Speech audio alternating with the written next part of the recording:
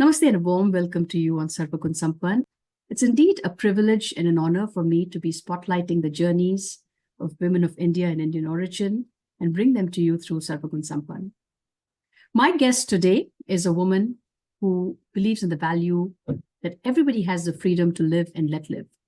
She believes that life is fragile, so we should handle it with a prayer, and that only when we are happy can we make all others happy around us. Her strengths include her smiling countenance, her readiness to connect with people, her empathy, her earnestness with everyone around her, and transparency in her work and thought. I'm delighted and honored to welcome Bharati Lakshmi to the show. Bharati, it's great to have you. Thank you so much for joining me, and how are you? Doing very well, Anu. It's a mutual pleasure, and it's been ages, but I think time is just frozen between us. We're just starting from where we left, I suppose, and I'm equally happy and more to get connected with you. It just shows all over me. I can see that. Oh, I'm really, really excited. And, you were one of those personalities that everybody held in esteem. And you're also enigmatic to some extent. So I want to learn all about you and unravel any mysteries that may have surrounded and shrouded you. So really excited to go on this journey with you. We start off with our first segment, and it's all about your childhood. We learned about your values and your strengths. And I believe that the environment has a great role in shaping, a child and their journey for the rest of their life, but the foundation is laid there. So love to take you back in time and connect with you in Bachchpan ke din. Take it away. Wonderful. I think you've given an opportunity to go back to my childhood days. And, sometimes when you talk and when you converse with someone close and someone who's known a part of you, taking them along with your journey, it takes you back. So thank you very much, Anu. So my childhood, I was born in a place called Dhanbad. It was Bihar, then it is Jharkhand now.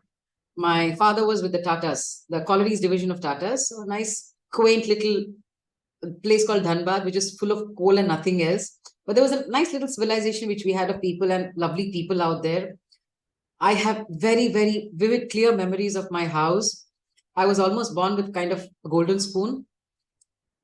Okay, and today, as you said, you're going to unravel me. Actually, you can see me peeling off my oranges, and I'm happy doing it. I'm happy doing it. So born in Dhanbad, and the only child for my parents, a very doting daughter. My father was especially very, very fond of me, and I was very precious to him. My mother was more of the practical kind. And my maternal side, everyone was in Jamshedpur. My mother's from Jamshedpur, though we belong to a Telugu family. My roots go down to Vizag and Vijayanagaram and all those places. My paternal side, everyone, and a part of Bhubaneswar and Cuttack also. So I was born in Dhanbad, and I'm probably the most sought after granddaughter or something like that. From my father's side, I was one of the last to be born in the cousin side. From my mother's side, I was the first grandchild. So my birth was a great source of joy to my father. I've shared this with a few of my very close counterparts. I was very precious, one thing, because he always called me Swami's Varaprasadam. I'm bringing in Swami here a bit because my father didn't know who Swami was. It was my mother who got Swami into our home. She, her parents, and everyone were very active members of the Sai Samiti in Jamshedpur way back in 1960s and 50s. She was born in 1946. So from that, she knew. For her, Swami means God. That's it. So she got that same thing to our homes, and she introduced Swami to us. And somehow that feeling, built in very strongly into all of us. So the first God who was shown to me was Swami. We used to have a lovely big portrait of Swami in a red robe with a kerchief standing on the side, something like Pandharinath. So he was the first God which my mother showed. So the influence which my mother probably got Swami and my father was very, very deeply, somehow that you call it devotion, you call it love, you call it adoration. It sunk deeply into my father. So he felt I was, God's gift to him. Probably because he had a history of losing few children, and he always had that fear. I was precious to him. Precious in the sense I was born a little late to him. Precious in the sense that he had lost a few children and he didn't want to lose me. So I was taken care in a very cocooned way. Nobody should ever dare to say anything to Bharati. Nobody should ever dare, tickle her or, trouble her in any way. That was the kind of atmosphere I grew up.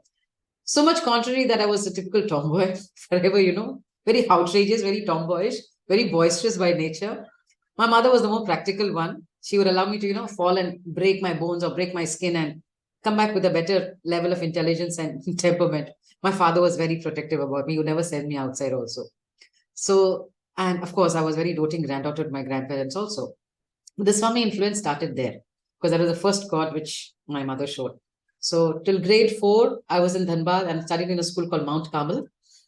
And the grounding that Mount Carmel gave me, I am grateful to them forever.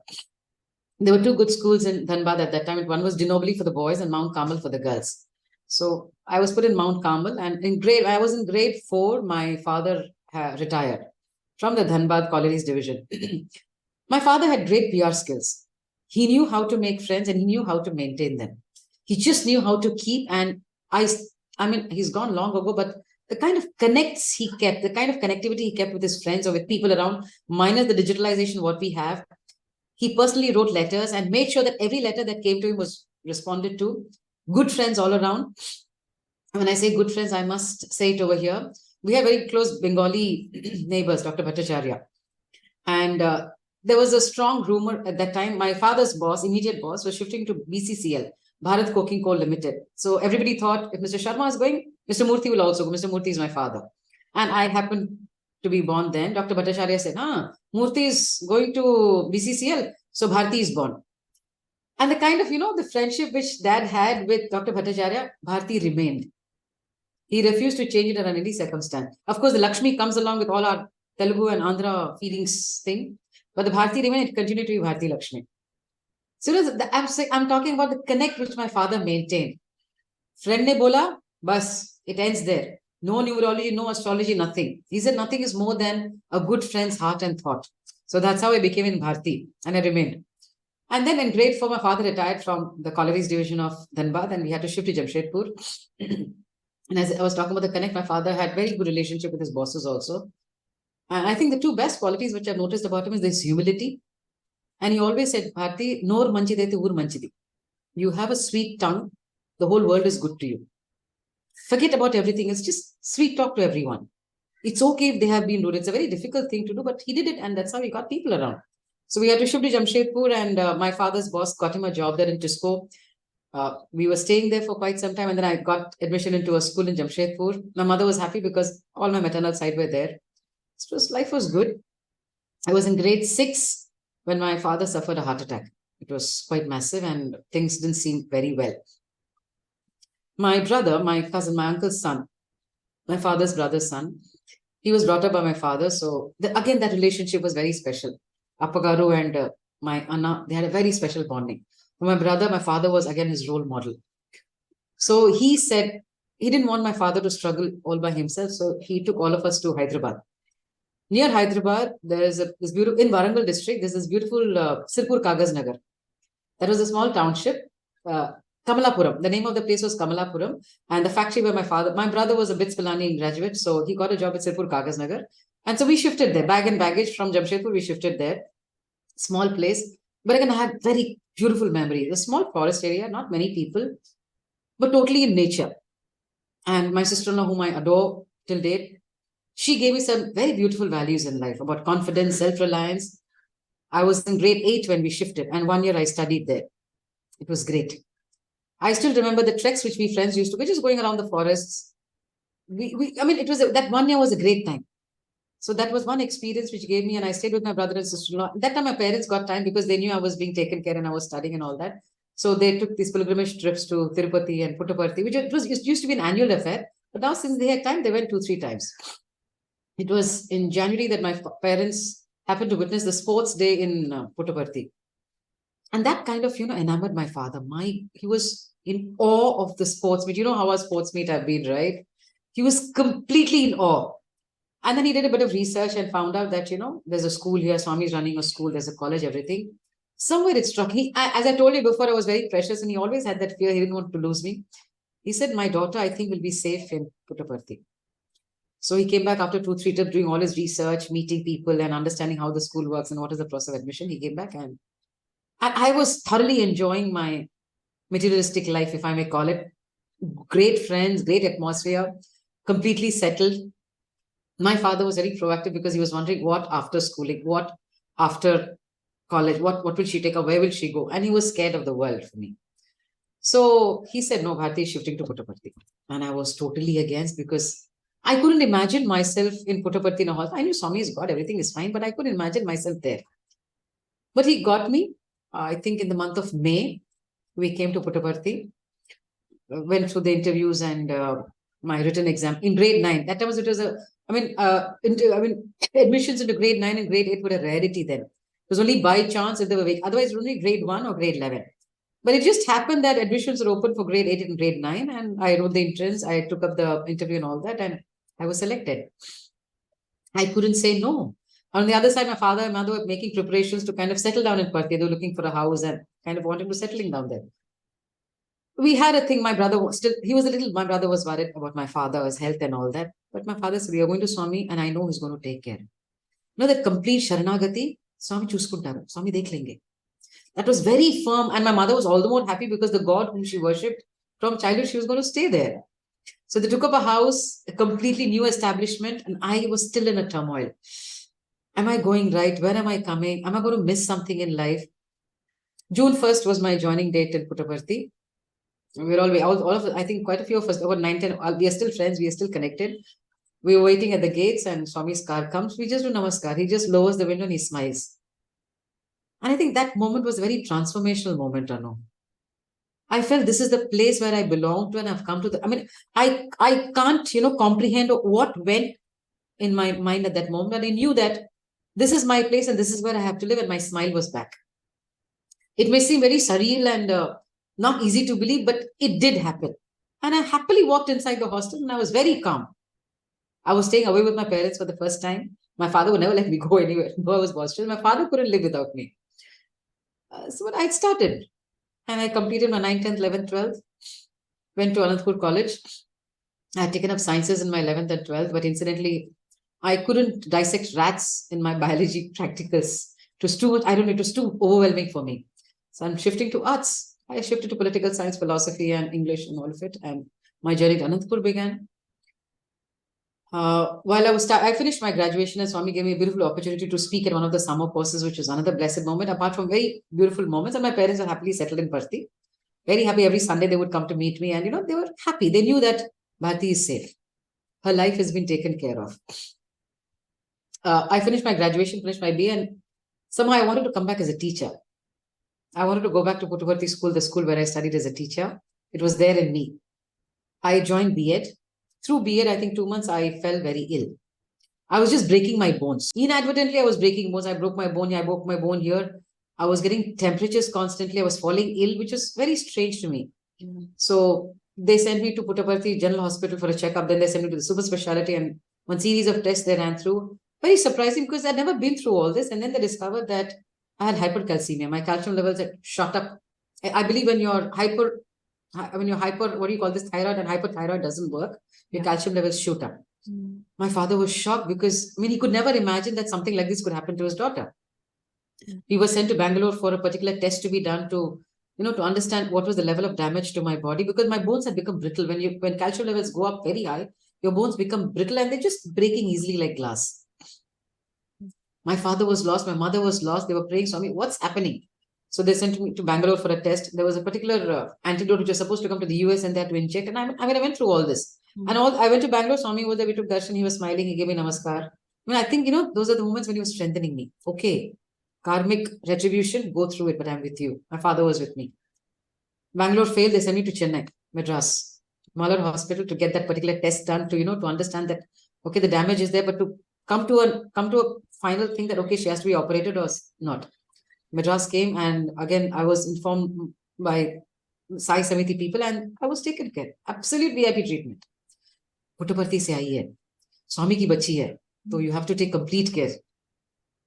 So I came, they got the test done. When we came back, Dr. Bhatt was there, Dr. Subramanian was there. They said, Bharati, they told my father that she has to get operated and her parathyroid glands have to be taken away. My father didn't understand head or tail. His only thing was, Swami, please take care. That's it. And I knew it was affecting him emotionally. It was 1994.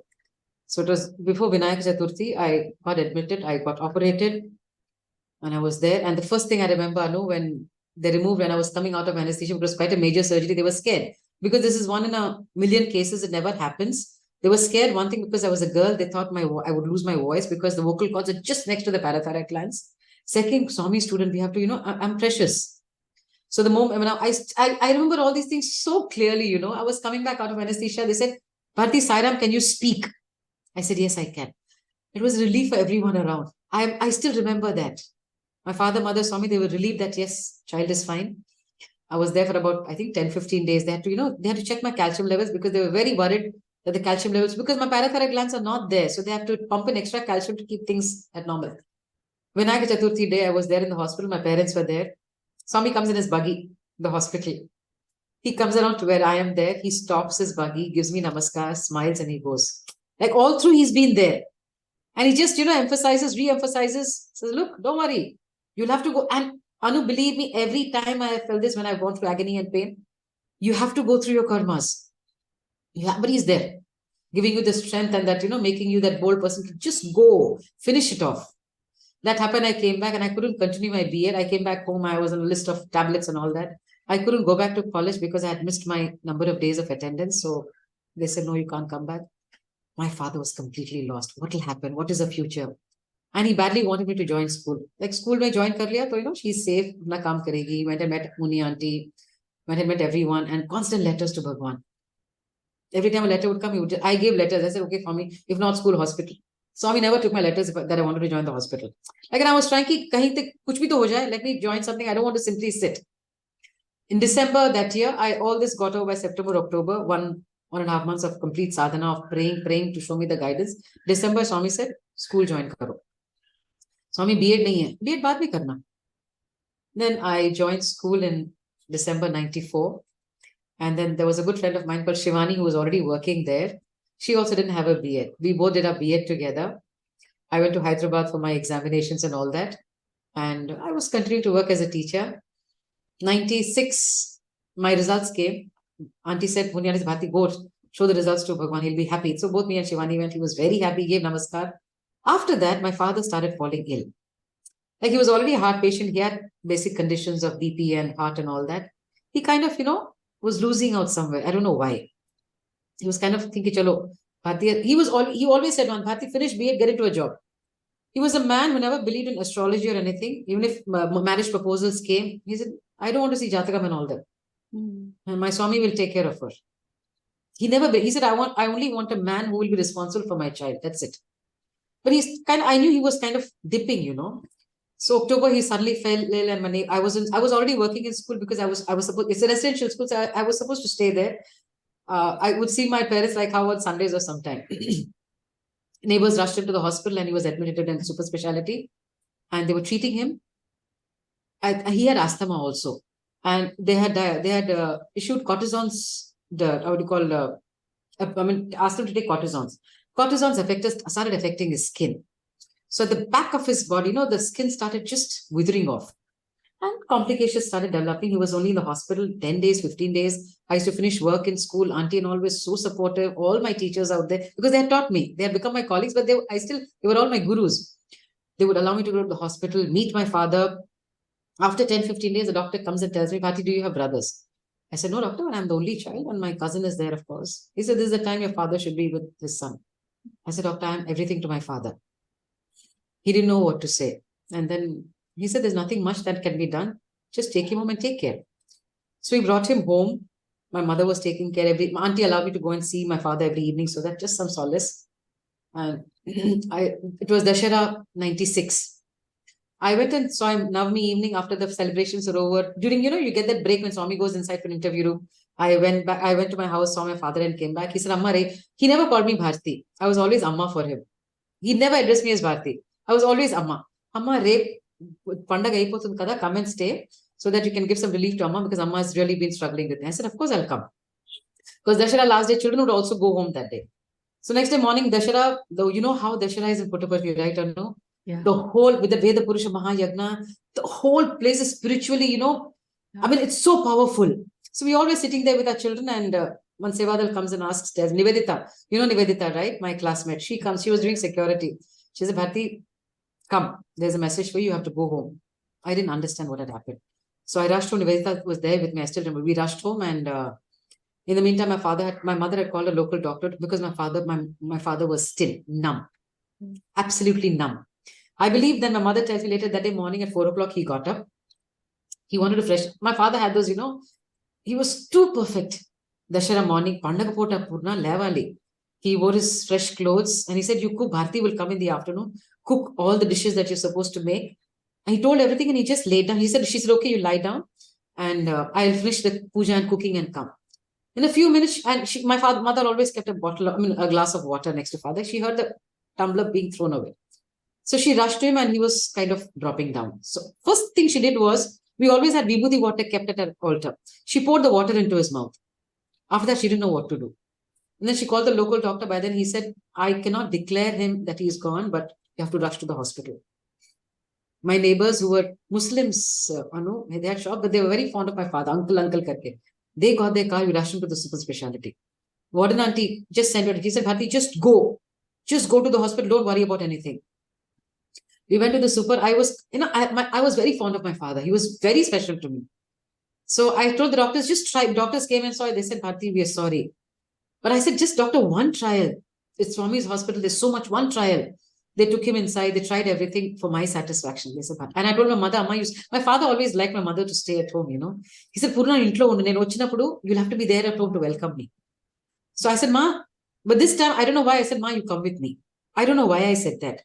So she was also along with me. She said, Bharti, you never asked me to come. Why you asked me to come now? I said, Ma, no, you come. So we had gone and then I was numb. I didn't get tears. I was just numb. Then we got him to the general hospital. He was lying down there. My mother, I've never seen my mother cry. When you say strength, it's my mother for me. I've never seen her cry, give up or anything. I think the first time I'm seeing her actually shed tears, she has a story because I know how much she gave up in her life to be with my father and me. And my father, the kind of organized, very meticulous man that he was, we had and Tata Steel was his favorite. So we had a Tata Steel calendar. He had told my mother, I believe, we had people in Vizag, Jamshedpur and Hyderabad. He said, Purna, if something happens to me, these are the 3 numbers. My uncle in Vizag, my uncle in Hyderabad, and my mama in Jamshedpur, call them. The message will reach everyone. And all my savings or whatever, there's a diary in that box. Everything is written there. Bharti, and you don't have to search for anything. So we called and people started coming. I was numb actually, Anu. I couldn't get tears. It was too heavy for me. The sadness, the sorrow was too heavy. We started calling. My brother came, my uncle's son, he came, my aunt came, my sister, everybody came home. And from school, there was food being sent. Teachers were coming home. They knew how attached I was to my father, just to give me that support. Bharti, all is fine. That evening, it was Vijayadashmi day. Auntie said, Bharti, come for darshan. I went and sat right in the front. I just looked. Auntie said, Father, Swami said, I know. Padnamaskaram teesko, pelli chesko. He goes 2 steps, comes back and he said, Nen chuskuntan. I can't forget these things. I know it's like they're etched in my mind. I came back, I was still numb.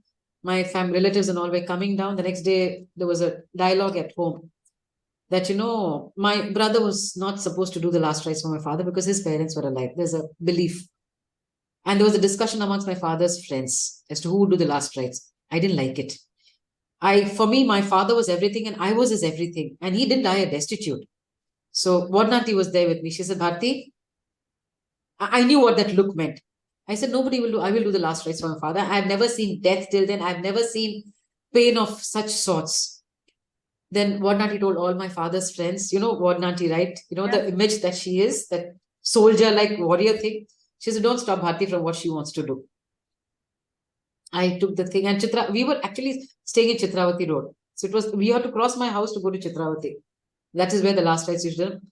It was Dashera, but the number of people who came for my father, I think that was the bond he had created, his friends, everybody.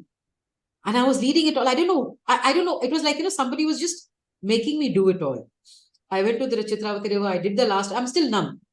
I don't know what I'm doing.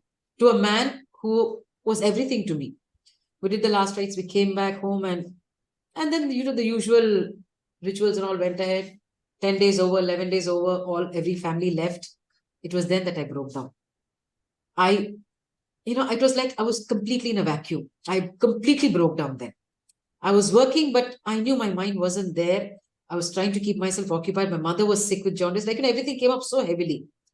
So I used to meet her and do everything. In 6 months' time, my mother wanted me to get married. She thought, again, they're on belief ki chalo, you get the daughter married within 6 months of the father going, Kanyadan ka fal jata hai pitaji ko. I was not in a state of mind to see who, what. Neither did my mother know. Again, father's close friend got the alliance. They got me married. My mother looked for alliances in Puttaparthi. People thought, okay, she's the only child. Her mother's here. Let's look for someone. Anu, God's plan, Swami's plan. I mean, miraculous, karmic retribution, call it anything. Nothing clicked. And then the alliance from Chennai clicked, and I was married in 97. And after marriage, I've been here. So that was my Bachchpan to my marriage, the childhood and the Grihastha ashramam we've reached. Yeah. So we'll talk about that in our next segment. But God's ways are inscrutable. Absolutely, absolutely. Said it. Faith is knowing that God is always there with you, in you, around you, and you have to go through your karmas. And the outcome then is not something that you're responsible for, or you have a say in. The karma is what it is, but for you to be in a place where Swami was there with you every step of the way, and for your father. Absolutely. And how proud I feel when I listened to you saying that you stood up and you said, I'm going to do the last rites. I didn't want to give that. It was like an honor for me, The man who gave me everything in life, why would I allow someone else to take that opportunity? Hats off to you for that, and to Swami for giving you that courage and really taking care of you. So it's so moving, this whole account. I just, no words. Yeah, going back down memory lane is quite. Yeah, it's not easy for you to share. Today, when I'm able to talk, but I know when I was going through it, probably it meant a lot. Today, when I'm talking, I'm getting emotional. But at that moment, I knew I wasn't even emotional. Just that numb thing, as if somebody's just guiding you through it. Go, do your karmas, finish it off. Yeah, it's so overwhelming that, you didn't even react. You didn't know what. I didn't know. I knew I was just being driven. Yeah. I was just being driven. Yeah. And you had angels all around you. What an auntie. All around me. Muni auntie, what an auntie, my friends, excellent set of friends, and my mother, that, the total strength personified. What planted you in that situation, All right. Okay, we'll move on to the next phase, which was Ye Kahaan Aa Gaye Hum, and that carries all the more meaning. Ki Kahaan Aa Gaye Hum? You've left Puttaparthi and moved to Chennai. How did life play out from that point on? Adventure. Chennai was new. I didn't know the language, and my people at home were. Since they were from Chennai, so Tamil used to come easily to them. And I was born somewhere in the north, so Hindi came easily to me. And Telugu was, of course, again, parents are very strict, ki ghar mein it should be only Telugu. So I was comfortable there, but Tamil was new, and the language grew on me. The Tamil language grew on because I could hear those sounds everywhere around. So got comfortable in a while. The first year of marriage, I didn't work, but later it was odd for me not to work. I took up a job in a close-by school, continued thereon, shifted another school, and the school called Chettinad Vidyashram, it gave me a great platform. So continued working. First, I took primary classes in the middle school. Kind of, my growth also, Anu, it was very gradual, stepwise. There was never a jump. There was never thinking, chalo, I took primary, next I was headmistress. Nothing. From primary till middle school, then high school, high secondary, then becoming headmistress. It was a very gradual and graded thing, what I could say. And I'm very grateful to God for that. So Swami continued to be around my life, but then I had to do my karmas. I had my trials and tribulations, which I wouldn't want to talk about it here. So it continued, and in 2007, 2007, work kept happening. I kept growing, and I completely involved myself in work because it gave me a lot of, relief. My domestic life was there. I was doing my duty there, but work kind of, it just engrossed me everywhere. And fortunately, I could implement a lot of things which Swami could teach me through drama or theater, through a lot of things, dance. Somewhere I could, include some part of his values. Now, what happened? I remember yesterday a teacher who was with me in Chettinad Vidyashram, the school where I was working, she sent me a video clipping. Now, this December month in Chennai and in Andhra, we call it Dhanur Masam. Here it's called Margari. Margari is totally dedicated to Lord Narayana. And Andal's Tirupavai is chanted every day, the shlokas which Andal wrote for Narayana. So what I did was my assembly activity this month, what I said, every child one day will read a Tirupavai and one child will say its meaning. Another child will say a stanza from the Bible, say its meaning. So let the kids understand that we are a very secular school and it's important that we respect every culture, every tradition, every religion. And ultimately you find that every religion finally speaks the same. In fact, there was a nice program where I got out similarities between Krishna and Christ. It was a beautiful program. So yesterday, and that habit, even after I left school, that practice continued. So the teacher sent me a nice video of a young boy. One boy explained the Tirupavai, another boy explains it in relation to a scientific way as to how Andal, what she said at that time, has its pertinence even now. Boy was amazing, the way he rendered it, the kind of meaning he brought about. But what kind of touched me, she says, ma'am, you began this. Even after so many years, I left Chettinad Vidyashram in 2016.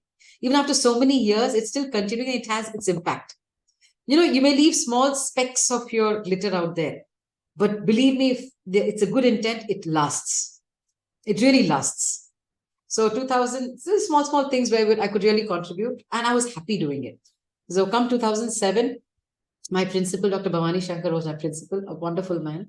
There was an opportunity from the Japanese embassy. It's called the Mambusho Scholarship.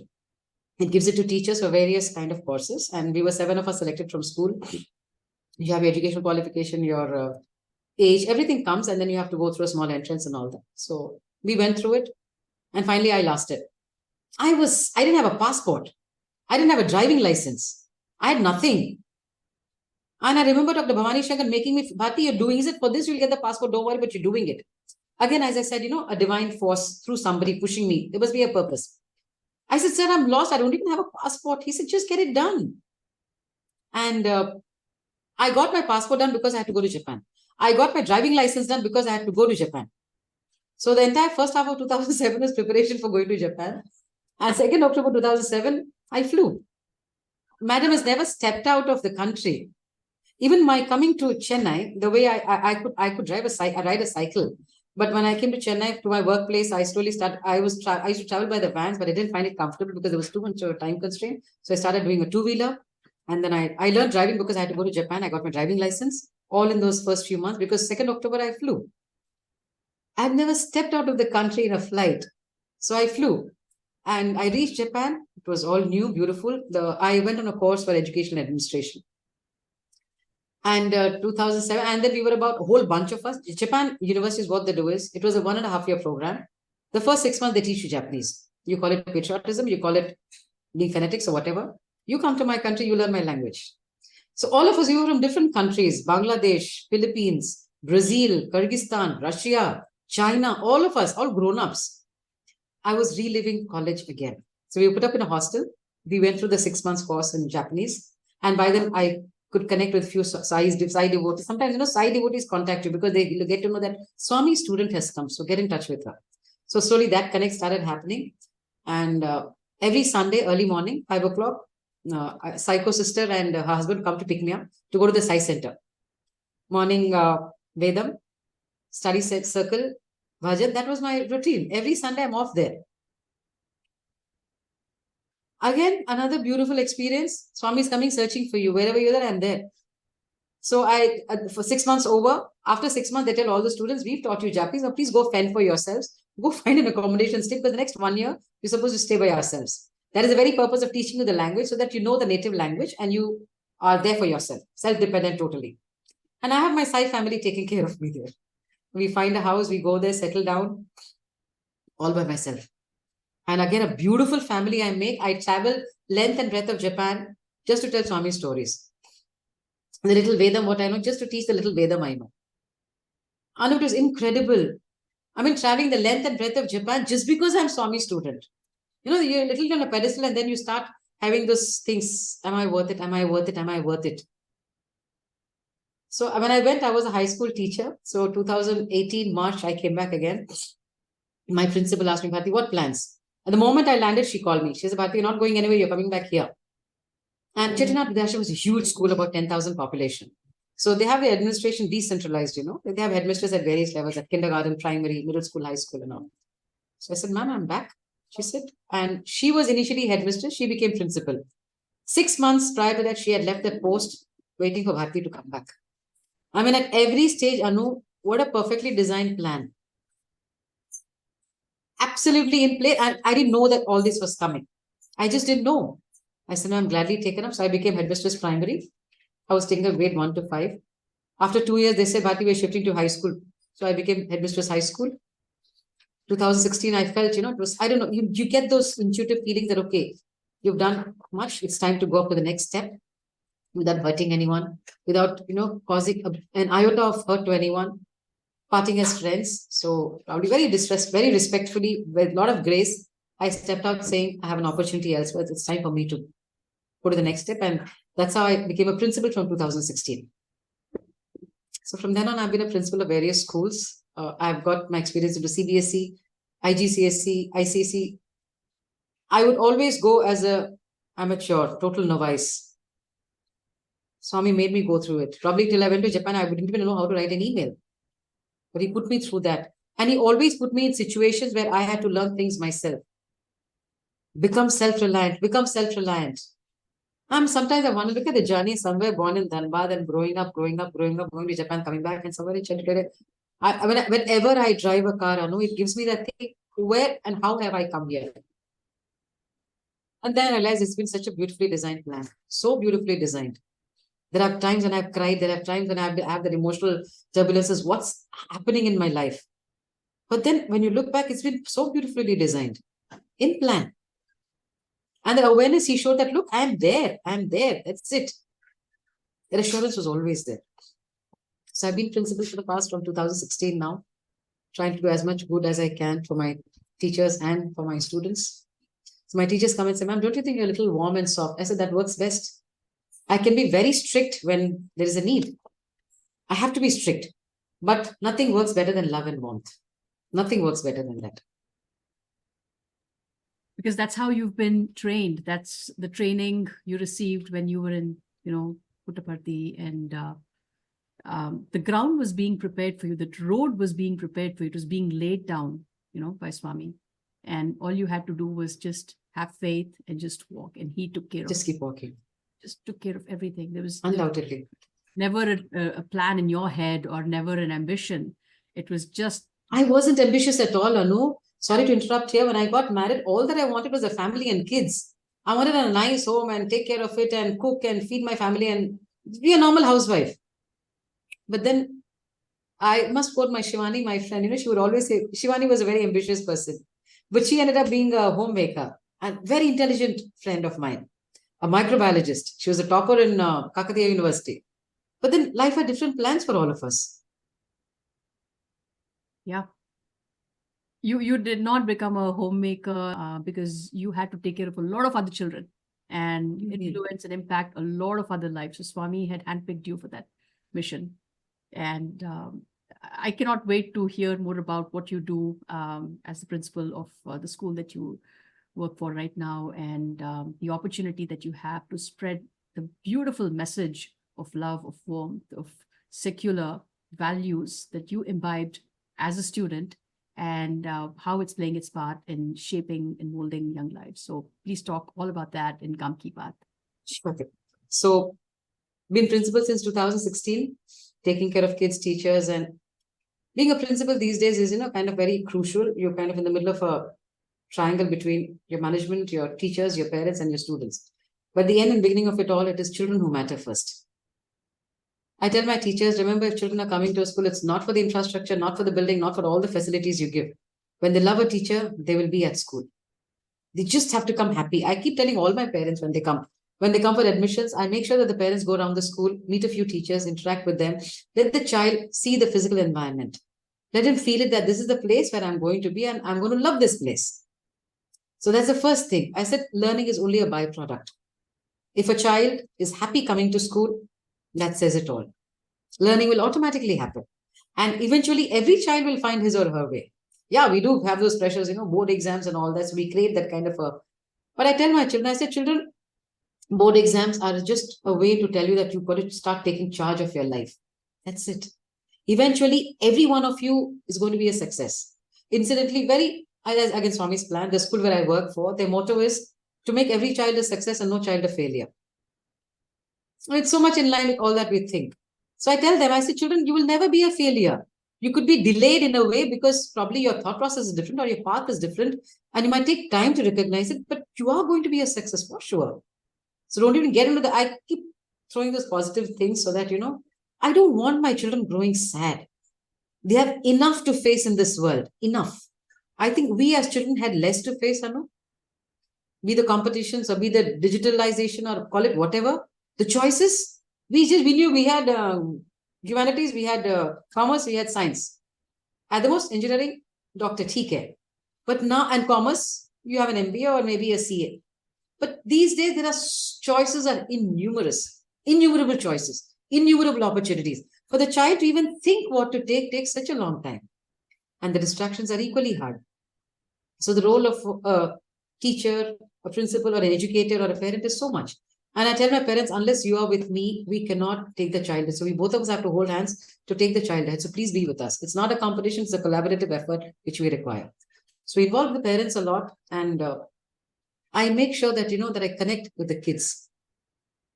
Being a principal, I know it takes a lot of my time for other things, but I do take classes. We principals are supposed to take. I mean, connecting with the children is the best way to guide them. The children know that they don't have to fear. The principal is never a monster figure. They know they can walk into my room. They can talk. They're at liberty to express themselves. They can express whatever they want.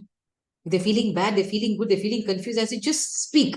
My doors are open. So the children have the confidence that we can go to principal and ma'am and talk our hearts out. The door's never closed.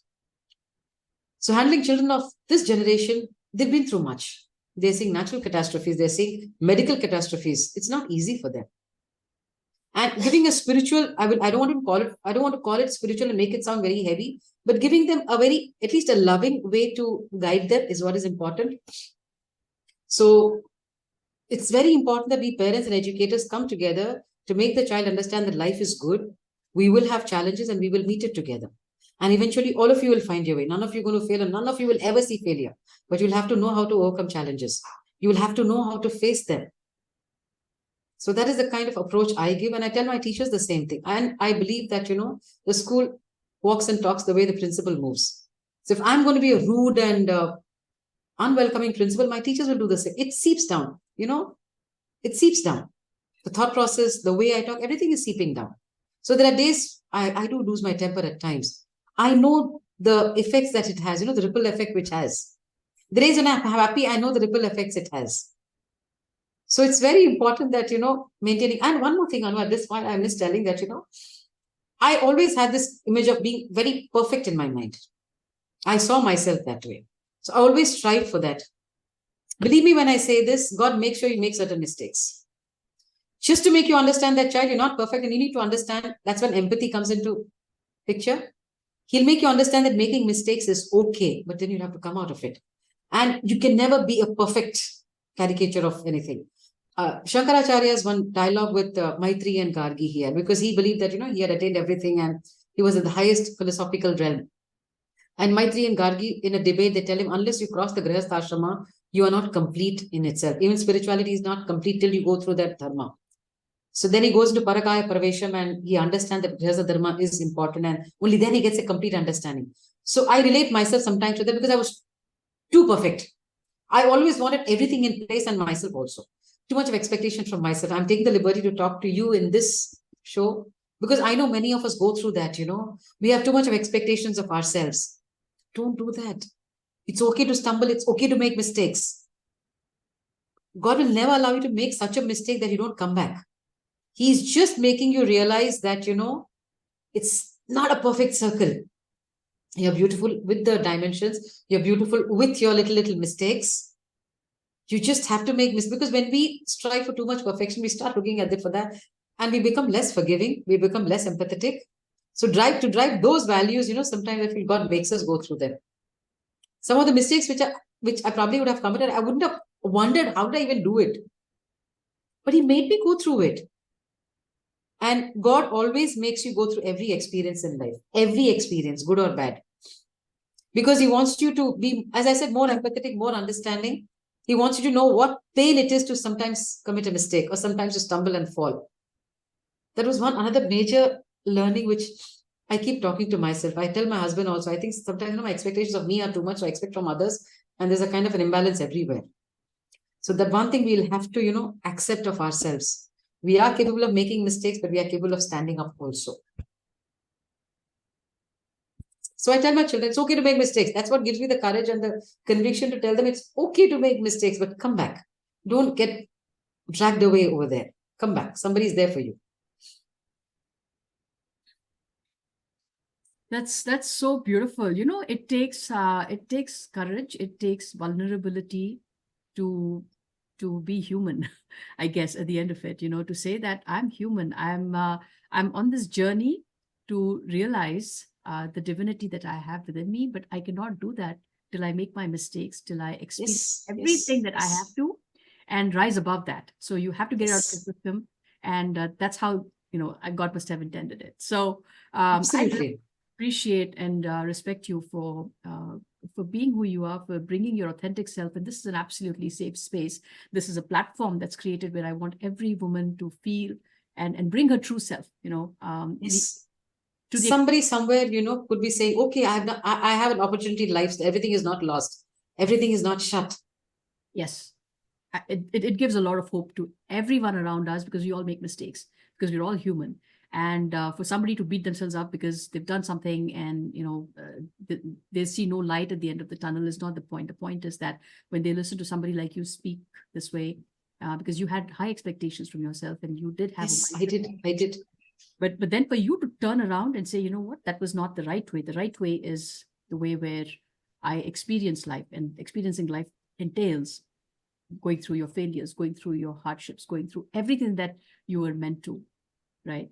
So thank you so much for sharing, speaking your truth, and for sharing that with all of us. Completely a pleasure, Anu. It's just happy. Because somewhere each one of us are affecting lives, each one of us. Yes, absolutely. Absolutely. There's just so much to learn. So much. Every time I listen to the women on my platform, I just walk away with so much gratitude. Because gratitude. I feel that I needed to hear that. It's a book of life. It's a book of life that everyone. Each one of us are writing a book. Each one of us. And let's not look for perfection. Let's look for happiness and excellence if we can. That's it. True. Only one perfection, that is God, and we cannot be God. So just let's be good and happy. That's it. Yeah. And your students, your school, they're blessed to have someone like you who lives by example, who sets a great example, because not only, are you able to, stop and look at your own self, your complete self, the way you are, but also to read the situations, to understand the emotions of your students, to understand what it takes to really nurture them in the truest sense. And give yourself unflinchingly is what we need more of. We need more of today in the world. And I hope all the educators, they probably, this message resonates with them. Instructors and teachers and educators who are on this path, who who share your vision and share your understanding. So once again, thank you for that. Anu, completely a pleasure. You made me speak myself. Yes, and I'm feeling nice. I feel so grateful to you for that. Please trust me on that. I'm grateful to you for the opportunity.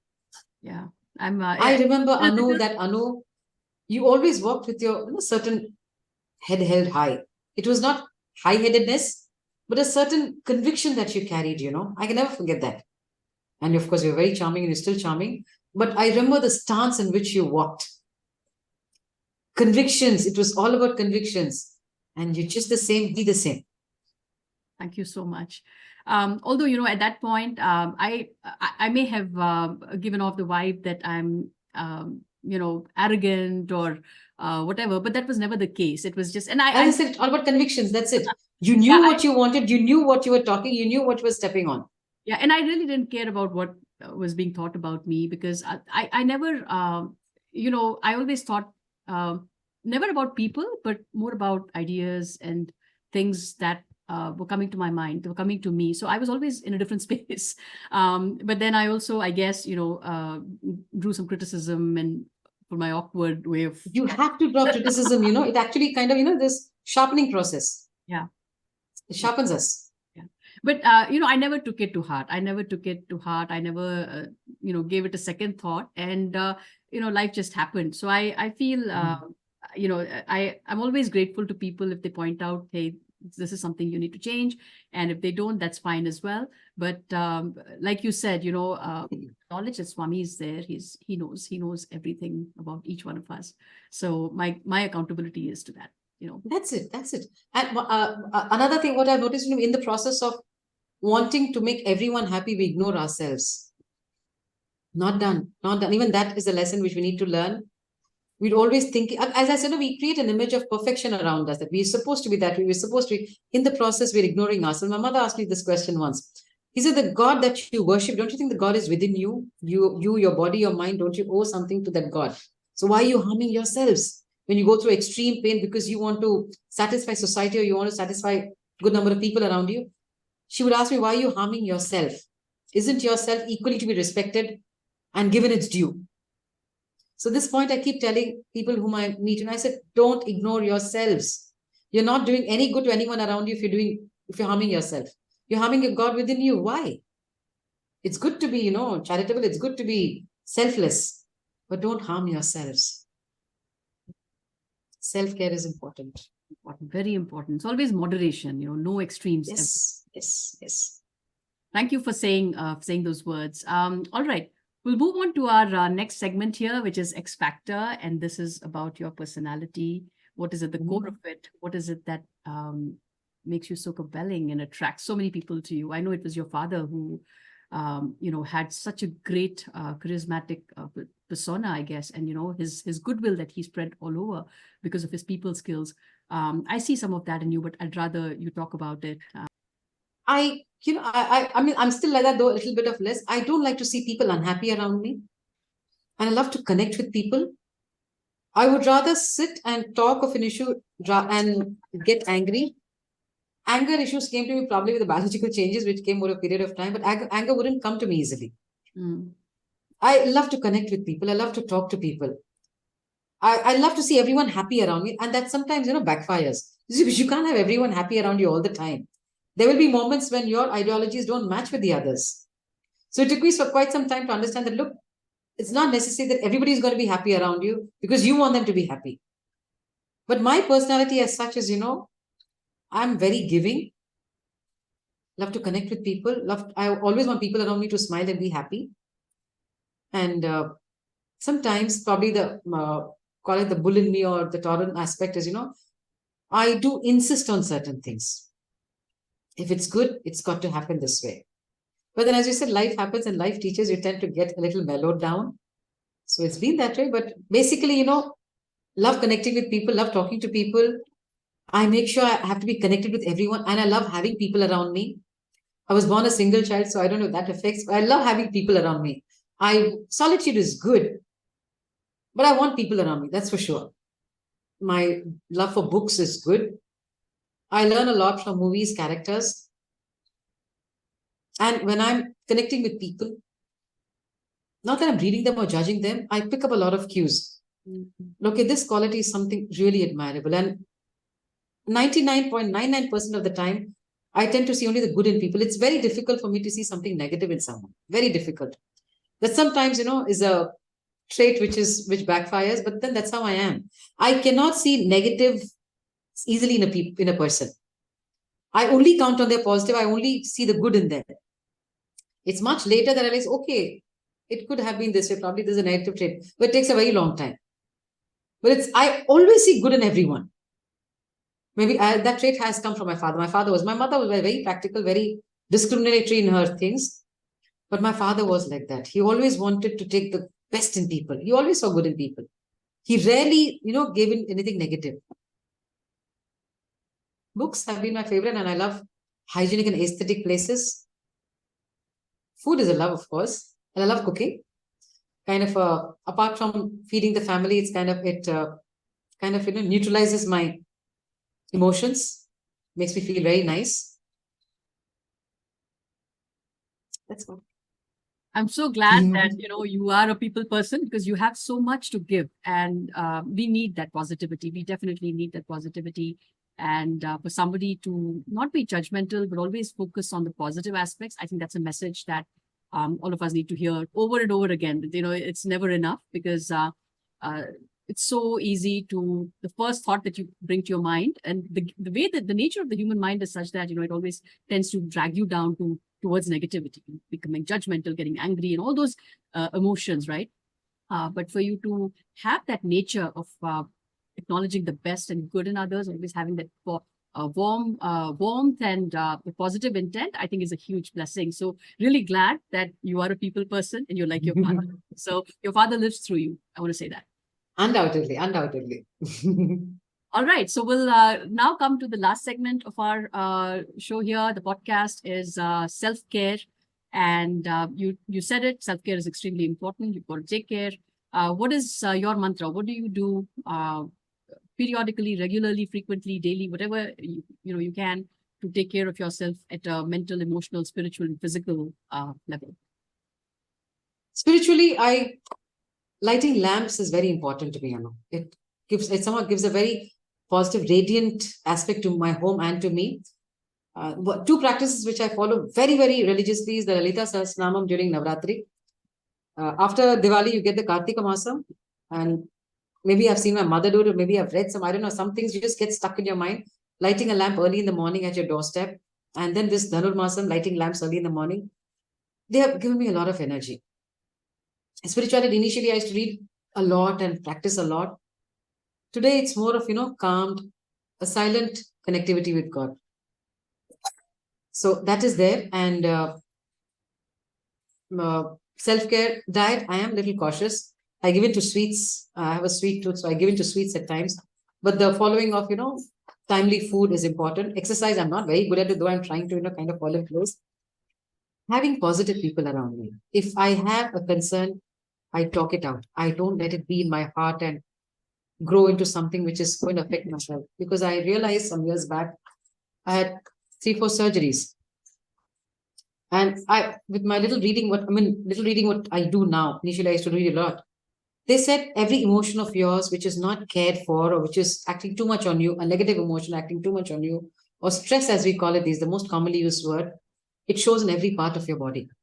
Whether it be a headache or a cough or a cold, it is the outcome of some emotional disturbance. Kidney stones, your surgeries, there may be physical ailments too, but a lot is emotion dependent. So, I realized that was important. So it's best that, when I'm in trouble, when I'm going through a conflict or a turmoil, I better reach out to somebody who's clear at that time. It makes more sense than continuously brooding and thinking and constantly thinking about it's not going to help me. I talk to people. I talk to anybody who can make me see sense. That really helps. As I said, lighting lamps, Lalita Sahasranam was a lot of help. Sai Satcharita was a lot of help. It calms me down. And talking. And off late, last few years, I think 2-3 years, I've developed nice habits of listening to discourses. We have a lot of such people around. Swamis, of course, Gaur Gopal Das. In Tamil Nadu, we have Vishaka Hari, and quite a few of them. At early morning, my home must be filled with music. The vibrations are important. The vibes are very important. So these are the few things I practice. But when in a conflict or turmoil, talk it to someone, because you will not have clarity at all. That's for sure. Talk it out, because when you are adding up stress or fighting with stress, remember some part of your body is getting affected for sure.